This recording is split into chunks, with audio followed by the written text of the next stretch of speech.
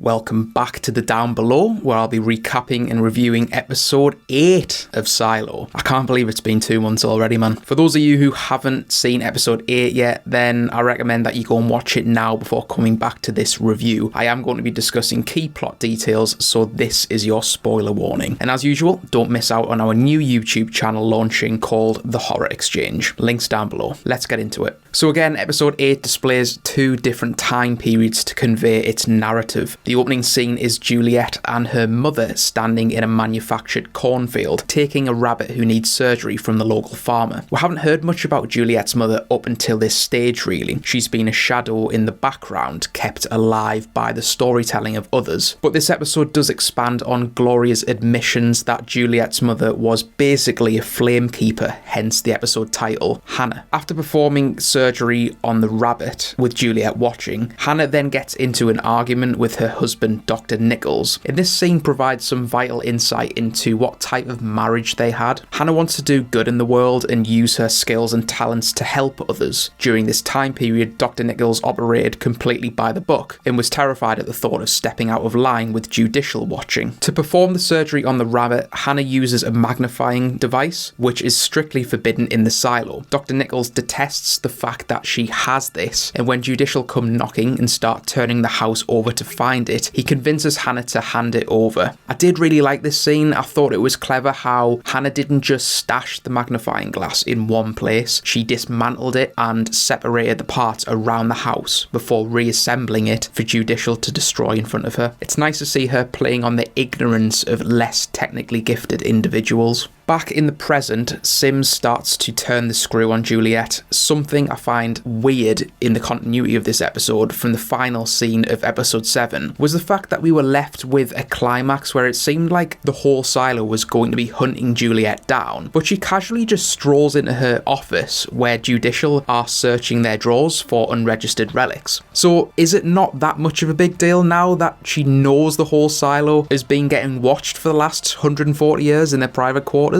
I feel like the reaction from Sims was far too calm after that revelation, and he only seemed to be interested in the hard drive relic, which is described as red level. He goes to see Gloria and tries to get her back on side after her illegal talk with Juliet at the end of the last episode, and says that if she doesn't help, he'll leave her unmedicated to stay in this room for the rest of her days, staring at the walls. He leaves, but not before ordering the nurse to shoot her up with more sedatives. Gloria's just a prisoner in her own body at this point. It's really cruel, and the treatment of her is pretty damn grotesque. In the present, Julia has an open and frank conversation with her father about why he didn't want Hannah to build the magnifier, and that there were cameras in the mirrors the whole time, which is how judicial knew all those years ago that she had it. In a brilliant scene, he responds emotionally, stating that loss affects people in very different ways. The death of Juliet's little brother caused him to draw inwards, and he spent far too much time at work running from the problem when he should have been at home. On the flip side, the loss caused Hannah to turn outwards, and she stopped caring about crossing lines and suffering the consequences. Regretfully, he acknowledges that he bowed to judicial that way when they crushed the magnifier and subsequently Hannah's spirit. This is the reason why he allowed Juliet to leave for the Down Below and join Mechanical, so that she wouldn't be chasing a phantom her whole life, seeking impossible answers to unsolvable questions, just like her mother. After maintenance arrive at Dr. Nichols' workplace to install cameras, Juliet leaves in search for a way to circumnavigate the authentication barrier on the hard drive. Dr. Nichols sends a message to Walk to let her know that she should expect Juliet very soon, and at the same time she hits back at Sims for an unlawful search, according to Billings' Supreme Pact knowledge, and actually arrests him for a short amount of time. This buys her vital time to be able to search for ways into the hard drive. I think the general consensus of the silo residents is definitely heating up as well, as during a conversation between Billings and his wife, she says that the people on the street think that Juliet is laying the groundwork for another rebellion. Well, I bloody hope so, because that'll result in a nice bit of conflict that we can get our teeth into. But Juliet doesn't go directly to see Walk. She sends a cryptic message to Kyle, saying she has answers to W, which is a reference to the stars on the outside that they've been looking together for previous episodes. episodes, and that he should meet her at 613 to speak in secret. It's at this point that we do get the beginning of the end. Juliet shows Kyle the hard drive, and he states that in order to bypass it, you need a SysOp. This is reserved for the head of IT to bypass, or interim mayor Bernard. Juliet also reveals to Kyle that he's being watched by the cameras and smashes the mirror, but he's still reluctant to get on board with this whole Matrix revelation as he needs to take care of his mother. Juliet leaves in a hurry with Judicial hot on her heels and gets caught up in a bag search. Thankfully, Bernard finds her and they use their combined powers of mayor and sheriff to avoid the search. They go somewhere quiet, the cornfields from the opening scene coming full circle again, where Juliet reveals that Sims, not Meadows, which she originally thought, is planning a silo takeover. Bernard's voice changes in tone, and he asks Juliet what they're looking for that is so dangerous. Where's the hard drive? It's all a choreographed ambush, and Sims comes out from behind. Bernard then says those immortal words.